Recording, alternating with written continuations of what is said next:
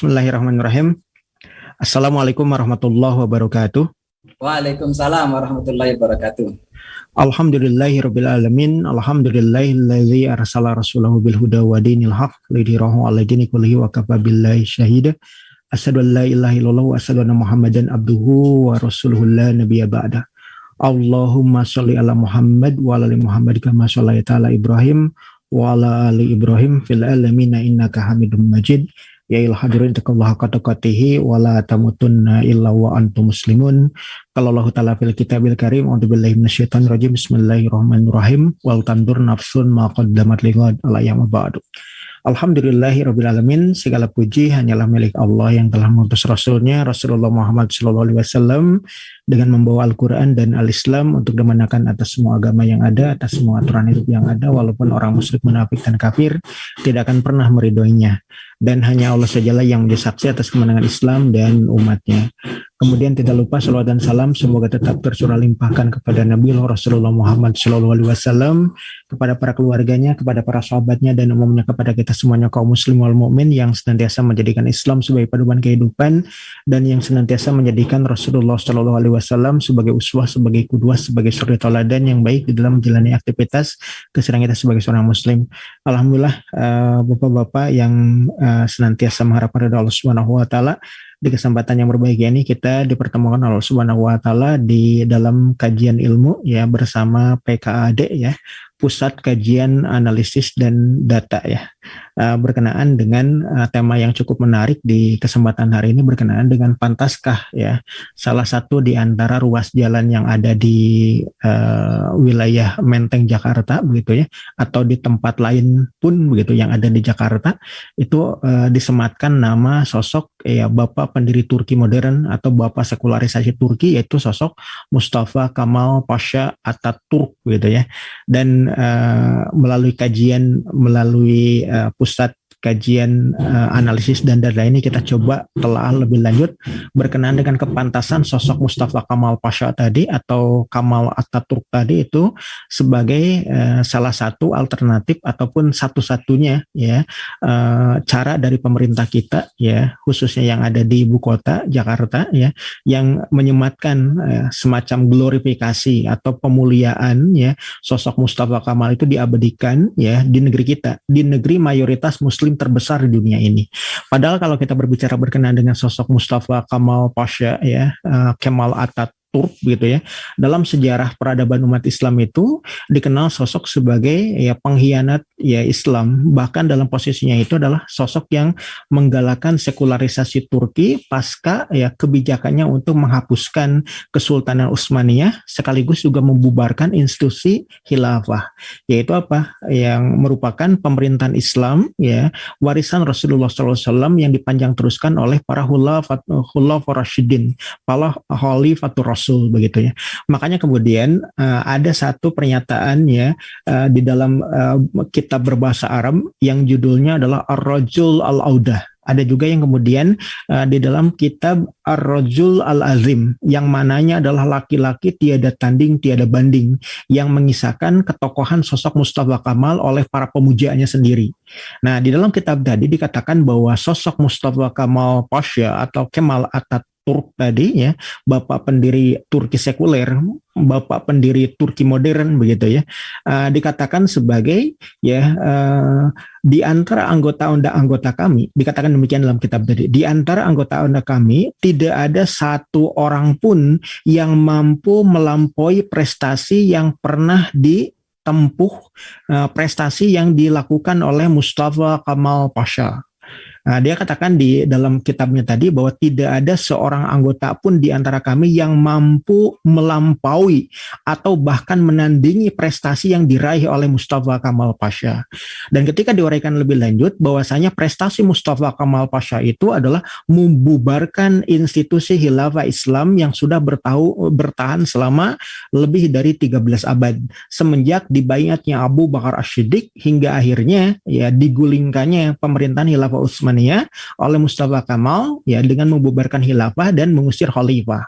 Yang kita ketahui bahwa khalifah terakhir itu Khalifah Abdul Majid kedua itu diusir paksa ya untuk meninggalkan Istanbul ya per tanggal 3 Maret tahun 1924. Itulah yang kemudian dikenal sebagai prestasi Mustafa Kamal Pasha yang tidak mungkin bisa diraih oleh manusia manapun, yang tidak mungkin dilampaui atau bahkan ditandingi oleh manusia manapun ya menurut ya penulis kitab tadi sekaligus juga oleh para pemujanya.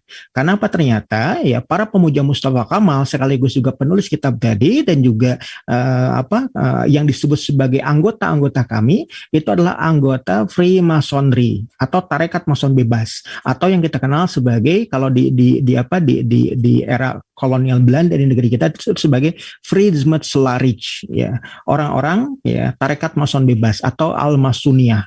Jadi di antara semua anggota Freemasonry yang ada di dunia dari sejak abad ke-16 atau tepatnya sejak tahun 1515 hingga abad ke-20 dan 21 ya, saat ini tidak ada satu anggota mereka pun yang mampu untuk menandingi apalagi melampaui prestasi Mustafa Kemal Pasha. Itu yang kemudian dinyatakan dalam kitab tadi bahwa dia itu adalah sosok yang kemudian dipuja layaknya dewa ya oleh para pengagumnya. Bahkan ya di Turki sendiri ya siapapun yang berani ya mengata-ngatai Mustafa Kamal, bahkan sosok Presiden Erdogan sekalipun, apalagi orang-orang asing ya para pelancong yang datang ke Turki, kalau ada yang berani mengata-ngatai Mustafa Kamal ya, maka kemudian ya delik hukum yang kemudian diberlakukan oleh perundang-undangan Turki itu 15 tahun penjara. Jadi kalau misalkan ya Mas Amil ataupun kemudian Kang Hanif datang ke Turki kemudian ngomongin dewa bangsa Turki hari ini yaitu Mustafa Kamal, mengata-ngatai dia begitu ya, maka dijamin tidak akan bisa pulang lagi ke tanah air dan langsung diciduk dan dijebloskan ke dalam penjara siapapun dia. Ya, tak terkecuali Erdogan sekalipun. Jika seandainya berani mengata-ngatai dewa bangsa Turki hari ini yaitu sosok Mustafa Kamal. Jadi itu yang kemudian harus kita perhatikan dulu ya berkenaan dengan siapa sesungguhnya Mustafa Kamal yang dimaksud.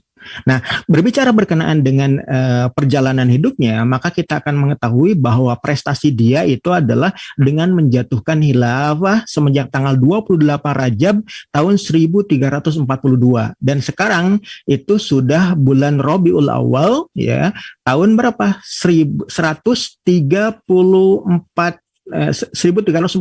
ya. Jadi sudah menunjukkan bahwa lebih dari 1 abad kalau penanggalan Hijriyah terkait dengan keruntuhan kejatuhan khilafah yang dibubarkan paksa oleh Mustafa Kamal. Dan lebih tepatnya kalau penanggalan Miladiyah itu tertanggal 3 Maret tahun 1924. Ya, kurang lebih ya 97 tahun kalau berdasarkan penanggalan Miladiyah, kaum muslim tidak lagi memiliki pemerintahan yang satu untuk semua. Kaum muslim tidak lagi memiliki sosok pemimpin penguasa yang menjadi junnah, pelindung bagi seluruh kaum muslim, yaitu apa? Khalifah. Ya, sejak apa? Sejak tanggal 3 Maret 1924 ataupun 28 Rajab 1342 Hijriah begitu. Dan kita akan mengetahui bahwa khalifah terakhir itu adalah sosok yang kemudian dikenal sebagai paduka yang mulia atau Payita Khalifah Abdul Majid kedua. Dan kita akan mengetahui siapa yang kemudian menjadi biang kehancuran, keruntuhan, kejatuhan kekhalifahan Islam, sekaligus juga pengusiran dari khalifahnya. Maka dialah yang kemudian dikenal sebagai Mustafa Kamal Pasha Ataturk. Dan dia bukanlah ya orang yang biasa-biasa saja, bukan sosok yang kaleng-kaleng, tapi dia layaknya dewa begitu bagi bangsa Turki begitu. Dan dia kalau kita perhatikan lebih lanjut ya, nama aslinya itu adalah Mustafa Effendi ya. Dan dia dipanggil Kemal itu oleh para jenderal Utsmani. Kenapa memang? Ya, karena memang kalau kita perhatikan lebih lanjut, nama kecilnya Mustafa Kemal itu semenjak lahir di Salonika ya, pada tanggal 19 Mei tahun 1881, nama aslinya itu adalah Ali Reza Oglu Mustafa. Ali Reza Oglu itu maknanya adalah the son of Ali Reza, yaitu anak laki-laki dari sosok Ali Reza. Ya, kemudian namanya disematkan Mustafa, dan seperti kebanyakan ya orang-orang yang kemudian memiliki ilmu di antara keluarganya di lingkungan orang-orang Turki yang di masa kepemimpinan Kehalifahan Kesultanan Utsmaniyah, maka kemudian disematkan gelar Effendi di belakang namanya. Karena apa? Karena semenjak usia 12 tahun ya Mustafa tadi ya itu disekolahkan di akademi militer yang ada di wilayah yang dikenal sebagai Selanik begitu atau Salonika ya ataupun saat ini sebagai wilayah Telasonik yang ada di wilayah Yunani. Dan kemudian selain di wilayah Selanik atau Salonika atau Telasonik tadi, Mustafa Kamal juga itu kemudian disekolahkan setelah lulus dari pelatihan dasar kemiliterannya itu di wilayah yang dikenal sebagai Akademi Militer Manasir atau sekarang menjadi kota yang dikenal sebagai Bitola. Ya, di wilayah Yunani. Dan kalau kita perhatikan lebih lanjut, wilayah Salonika atau Telasonik atau Selandik itu adalah tempat di mana berkumpulnya komunitas orang-orang Yahudi yang semenjak era kepemimpinan Bayezid bin Fatih Sultan Mehmed, kemudian juga masa Yavuz Sultan Selim, dan juga sosok Sulaiman Al-Qanuni, mereka adalah tiga sultan ya atau dua orang khalifah yaitu Yavuz Sultan Selim dan Sultan Sulaiman Al-Qanuni yang itu kemudian dikisahkan dalam catatan sejarah emas kaum muslim itu menyelamatkan ya kaum muslim dan juga orang-orang Yahudi dari pembantaian Mahkamah Inkuisisi yang ada di Andalusia Spanyol semenjak jatuhnya ya Granada ataupun bahkan sebelumnya sejak jatuhnya wilayah Sevilla ya Toledo, Madrid ataupun kemudian Al-Qurtubah atau wilayah Cordoba ya dari tangan kaum muslim, dan sejak itu kemudian orang-orang muslim dan juga orang-orang Yahudi dibantai habis oleh orang-orang ya Katolik, khususnya pasca Granada jatuh pada tahun 1492 begitu ya. Dan kita tahu bahwasanya satu-satunya pemimpin muslim yang berkenan untuk menolong kaum muslim di Andalusia sekaligus juga menyelamatkan orang-orang Yahudi itu adalah para penguasa Kesultanan Kehalifahan Utsmaniyah di masa ya Bayezid kedua bin Fatih Sultan Mehmed, kemudian Yavuz Sultan Selim Al-Awwal, kemudian Sultan Sulaiman Al-Qanuni. Dan mereka itu ditempatkan oleh sosok Sultan Sulaiman Al-Qanuni itu di wilayah Salonika. Itu semenjak abad ke-16, dan ketika itu pada abad ke-19, lebih tepatnya pada tahun 1881, lahirlah sosok dari keluarga imigran Yahudi yang sudah sekira 3 abad lamanya hidup di Salonika. Dialah yang kemudian sosok yang dikenal sebagai Mustafa Effendi. Maka kemudian kita akan mengetahui juga wilayah Salonika itu tempat di mana orang-orang Yahudi dulu bermukim. Kemudian juga kalau kita berbicara berkenaan dengan Mustafa Kamal pada waktu itu ketika sekolah di Akademi Militer ya Selanik ataupun Manasir Bitola, itu tempat di mana ya para kadet militer itu dididik dengan dogma doktrin militer ala Prancis. Makanya kemudian pemikirannya egalite, liberté, dan fraternité itu sudah berkembang di kalangan elit militer. Makanya kemudian semenjak tahun 1905 ketika Mustafa Kamal itu kemudian lulus dengan pangkat kelulusannya itu letnan militer atau letnan 2 ya kayak kita mah ya. Dan itu kemudian dijuluki sebagai Kemal namanya itu. Ditambahkan namanya Mustafa Kemal oleh para perwira ya militer Utsmaniyah yang ada di Akademi Militer ya Manasir atau Bitola pada waktu itu. Kenapa? Kecerdasan Mustafa Kemal dalam ilmu matematika dan bagaimana menerapkannya dalam strategi peperangan. Makanya kemudian dikenal sebagai Mustafa Kemal, Mustafa yang mampu untuk ya menyerap semua ya pendidikan kadet-kadet militer di Akademi Militer Bitola Manasir tadi itu dengan sempurna. Makanya kemudian sosok Mustafa Kemal itu bukanlah sosok yang ya abal-abal, tapi memang dia orang yang cerdas, orang yang jenius. Makanya kemudian dia dipilih oleh Inggris sebagai anteknya. begitu. Jadi Inggris ya tidak mungkin menempatkan anteknya ataupun kemudian menempatkan orangnya itu orang yang bego, orang yang idiot, nggak mungkin, tapi orang yang hebat, orang yang cerdas, orang yang jenius. Dan Mustafa Kamal itu sosok yang kemudian dikenal sebagai perwira militer muda ya, semenjak lulus tahun 1905 itu sebagai perwira yang kemudian unggul jika dibanding dengan para perwira muda militer yang lainnya. Makanya kemudian dijuluki sebagai Kemal karena berasal dari kata Kamal yang mananya adalah kamilan, menyeluruh, totalitas. Dia mampu untuk menyerap ya berbagai ya pelajaran ya studi militernya itu dengan sempurna begitu. Kemudian juga ya dia mendapatkan pangkat aga ya dan juga gelar pasha ya. Aga itu seperti layaknya Ghazi yang mananya kesatria begitu ya. Juru tempur ya yang kemudian tangguh di medan peperangan. Kemudian juga mendapatkan gelar pasha dari siapa? Dari Sultan Utsmani sebagai khalifah kaum muslim pada waktu itu. Karena apa? Karena memang ya Mustafa Kamal ketika kemudian ditempatkan ya di wilayah yang kemudian dikenal sebagai Gallipoli ketika menghadapi kekuatan orang-orang Anzak begitu ya, yang di situ adalah Australia, New Zealand dan juga orang-orang Inggris pada umumnya ketika dalam Perang Dunia Pertama, lebih tepatnya pada tahun 1915, mampu menahan gempuran pasukan Anzak, pasukan sekutu, dan banyak menewaskan tentara Inggris dalam perang di Gallipoli atau kampanye Gallipoli Chanakali pada waktu itu. Makanya kemudian Khalifah itu begitu mengagumi prestasi yang diraih oleh Mustafa Kamal hingga kemudian digelari ya Allah ataupun yang maknanya adalah Ghazi ya, yang maknanya adalah jenderal militer tangguh yang sosok kesatria, dan juga mendapatkan gelar kebangsawanan ya pasha dari khalifah, dari sultan pada waktu itu karena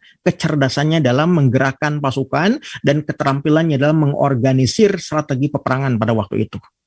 Berikutnya kemudian juga dia digelari Al-Ghazi yang mananya kesatria, dan juga bahkan ya digelari sebagai Yildirim yang mananya geledek petir halilintar begitu ya. Ya setara dengan Sultan Bayezid pertama ya. Jadi di antara orang-orang Turki ya dari dulu hingga hari ini ya dikatakan hanya 2 orang Turki yang mendapatkan gelar Yildirim. Pertama itu Sultan Bayezid, yang kedua itu adalah Mustafa Kamal. Kenapa? Karena memang kecepatannya dalam memindahkan pasukan, kecepatannya dalam berstrategi perang. Itu yang kemudian sosok Mustafa Kamal yang dimaksud hingga kemudian diposisikan seperti layaknya dewa oleh para pemujanya begitu. Dan kemudian dia pun digelari sebagai Ataturk ya karena dianggap berhasil membangun Turki modern pasca runtuh dan jatuhnya kepemimpinan Turki ya, khususnya Utsmaniyah pasca terjadinya Perang Dunia Pertama tahun 1914-1918. Dan pada waktu itu penganugerahan gelar Ataturk yang dimaksud itu kemudian diberikan oleh Majelis Raya Nasional Turki yang ada di Ankara sejak tanggal 24 November tahun 1934. Jadi gelar Ataturk itu diberikan kepada Mustafa Kamal itu oleh Majelis Raya Nasional ya sekira 4 tahun sebelum Mustafa Kamal itu mati ya. Itu yang kemudian terjadi. Kenapa? Dianggap mampu ya mempersatukan kembali bangsa Turki pasca kekalahan Utsmaniyah ya dalam Perang Dunia ya pertama tadi begitu. Berikutnya juga kemudian ya dengan popularitas yang kemudian melangit pada waktu itu ya, popularitas yang mendunia bahkan sampai ke negeri kita, sampai ke Nusantara, bahkan kemudian ya Mustafa Kamal itu pernah diminta oleh Jama'al Khilafah dari Hindia ya, Pakistan, Bangladesh ya, kemudian juga Balochistan, Afghanistan itu untuk dibayat sebagai khalifah kaum muslim.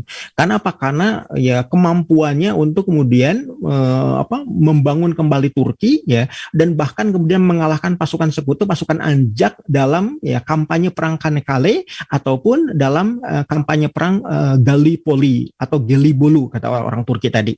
Maka bahkan sampai kemudian ya di era pergerakan pan-islamisme yang ada di Nusantara pun bahkan kemudian bendera Islam yang kemudian diterbitkan oleh Komite Khilafah ya, yang kemudian diinisiasi oleh Kiai Haji Agus Salim termasuk juga Haji Omar Said Cokro Aminoto, itu bahkan sampai mengirimkan telegram ucapan selamat kepada Mustafa Kamal karena telah berhasil memukul mundur pasukan sekutu dalam ya perang Gallipoli pada waktu itu. Bahkan kemudian ada rencana untuk menyematkan kepada Mustafa Kamal itu sebagai pahlawan Islam. Karena apa? Mampu untuk menyelamatkan Utsmaniyah dari kekalahan pada waktu itu ketika melawan Inggris dalam Perang Dunia ya pertama tahun 1915. Beritanya sampai ke negeri kita juga. Ada upaya untuk menyematkan gelar kehormatan pahlawan Islam kepada Mustafa Kamal. Walaupun pada akhirnya kemudian tidak jadi dikirimkan. Kenapa? Ternyata Mustafa Kamal itu justru kemudian sosok pengkhianat, the traitor of Islam. Nah itu kemudian berita-berita yang sampai ke negeri kita itu hilir mudik ya, bagaimana Mustafa Kamal yang kemudian pada awalnya positif menjadi sesuatu yang sangat menyeramkan, sesuatu yang sangat negatif ketika justru kemudian menelikung Islam dan kemudian membubarkan khilafah. Dan ternyata dia itu ternyata sosok Yahudi Dunnama, penghancur khilafah Islam. Ini yang kemudian kita persepsikan dari sosok Mustafa Effendi atau Mustafa Kamal yang dimaksud. Itu karena ternyata ya kalau kita berbicara berkenaan dengan siapa sosok Mustafa Kamal, karena memang sedari awal dia lahir di lingkungan orang-orang Yahudi. Ya, khususnya adalah Yahudi Donma atau Yahudi Dunnama, sebagaimana ini dinyatakan oleh Syed Dr. Abdullah Azzam begitu ya. Abdullah Azzam itu dalam kitab Hidmul Khilafah wa Bina'uha ya, kejatuhan khilafah dan bagaimana untuk mewujudkannya kembali ya. Sosok Dr. Abdullah Azzam itu sampai menyatakan bahwasanya Mustafa Kamal itu adalah sosok Yahudi Dunnama, orang Yahudi yang berpura-pura masuk Islam dan menyimpan kedengkiannya yang sangat terhadap Islam dan ajarannya. Bahkan kalau kita berbicara berkenaan dengan lebih lanjut ya, lahirnya saja di wilayah Salonika, tempat di mana pemukiman komunitas orang-orang Yahudi dulu. Kemudian juga ya dia itu kemudian ikut dalam akademi militer di Selanik atau Salonika tadi, dan juga di Manastir atau di wilayah Bitola, tempat di mana persemayam ya bibit-bibit nasionalisme ya yang ditanamkan oleh opsir-opsir Prancis dalam akademi militer tadi bagi kepentingan ya para perwira muda Utsmaniyah yang mereka lebih mengedepankan berkenaan dengan liberté, kebebasan, yang kemudian egalite dan fraternité, ide-ide kebebasan dari Prancis hasil dari revolusi Prancis yang ada.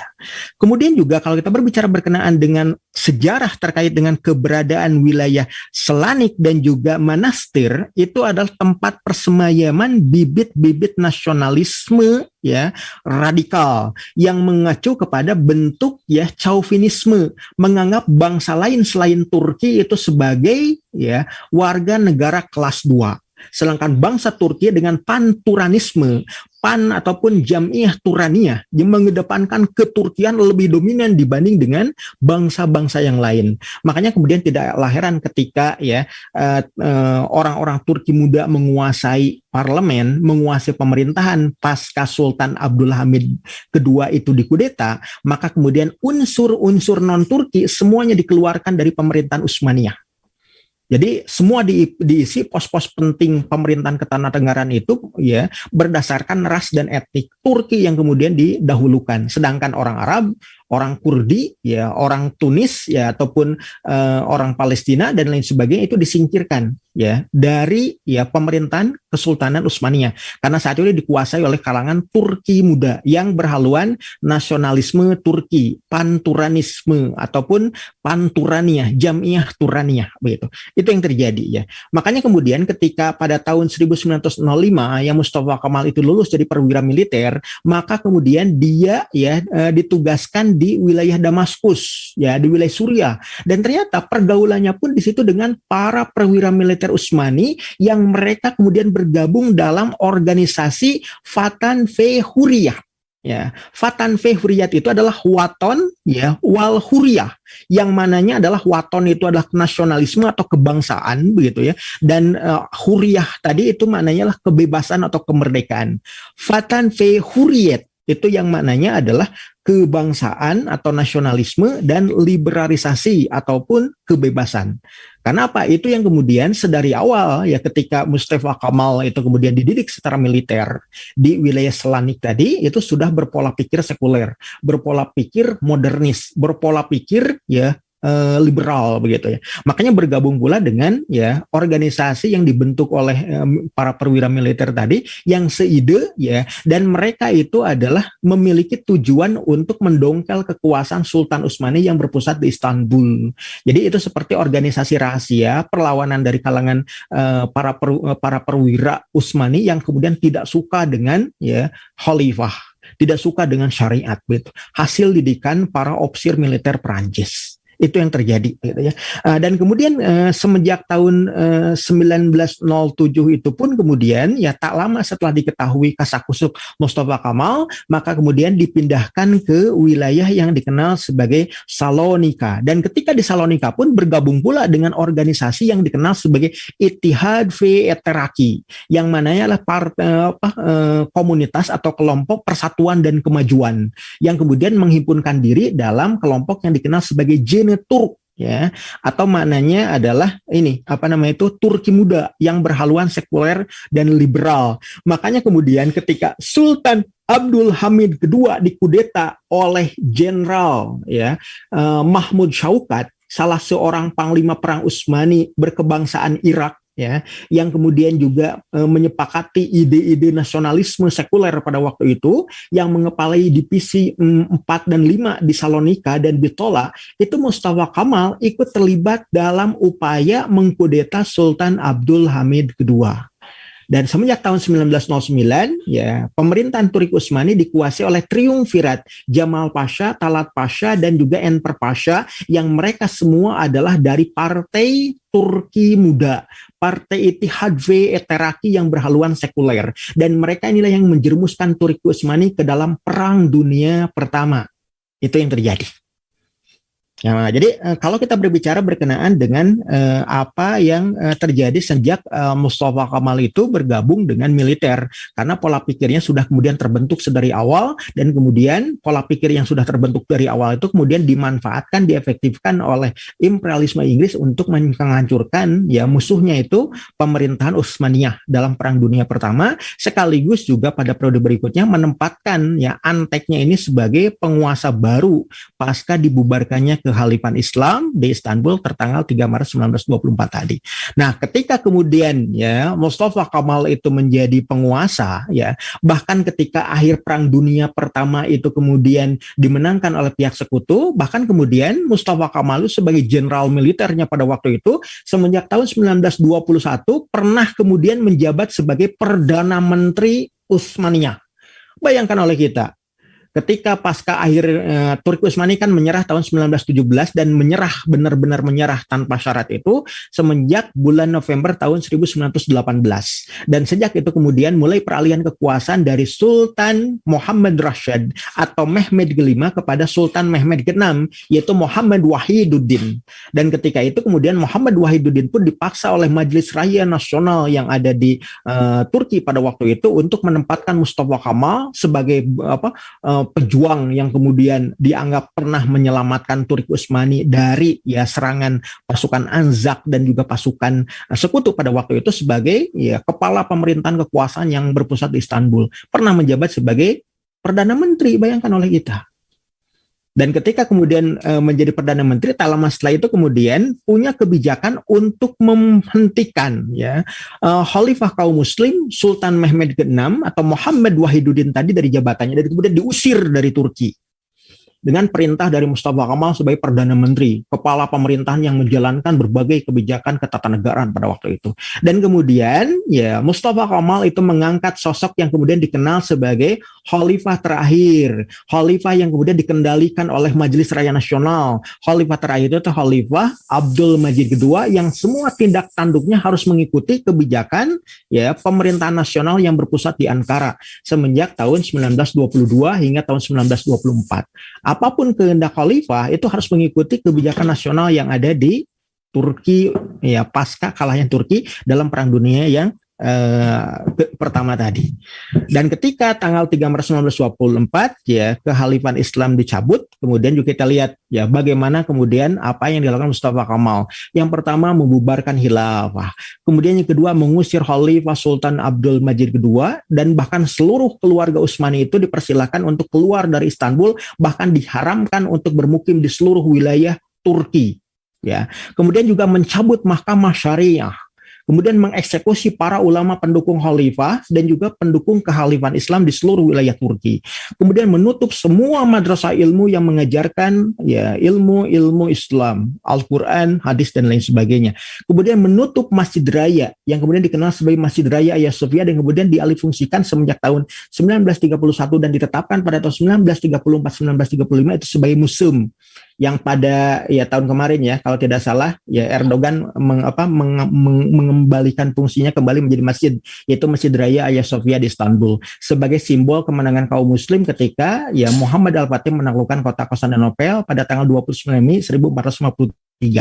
Berikutnya juga kemudian mengganti alfabet Arab dengan aksara Latin, ya, kemudian mengganti lafaz azan dari bahasa Arab ke dalam bahasa Turki, dan kemudian sampai melarang hijab dan juga menggalakkan sekularisasi lainnya. Itulah sosok yang kemudian diposisikan sebagai Mustafa Kemal Atatürk, ya, sebagai bapak pendiri Turki modern, lebih tepatnya bapak pendiri Turki sekuler liberal, mengenyahkan semua hal berkenaan dengan Islam, mengenyahkan semua hal berkenaan dengan syariat Islam, bahkan kemudian memberikan identitas Turki yang baru dari Turki Islami menjadi Turki sekuler dan liberal. Dan selama kekuasaannya sampai tanggal 10 November tahun 1938 ketika Mustafa Kemal itu mati, dia kemudian tidak percaya kepada wakilnya sendiri. Wakilnya itu adalah Ismet Inonu. Bahkan kemudian dia pernah berwasiat, ya, hendaknya duta besar Inggris yang ada di Ankara itu diposisikan sebagai penggantinya sebagai presiden Turki. Ya, karena apa? Dia tidak percaya kepada orang Turki sendiri, bahkan kepada Ismet Inonu yang merupakan wakil presiden pada waktu itu dan juga wakil Partai Rakyat Republik yang dibentuk oleh Mustafa Kemal. Karena Mustafa Kemal khawatir jika kepresidenan atau kekuasaan negara, kekuasaan pemerintahan kembali kepada bangsa Turki, Turki akan balik lagi kepada Islam. Itu yang kemudian dicatat di dalam buku berkenaan dengan Mustafa Kemal yang diterbitkan oleh Senayan Abadi Pers Jakarta.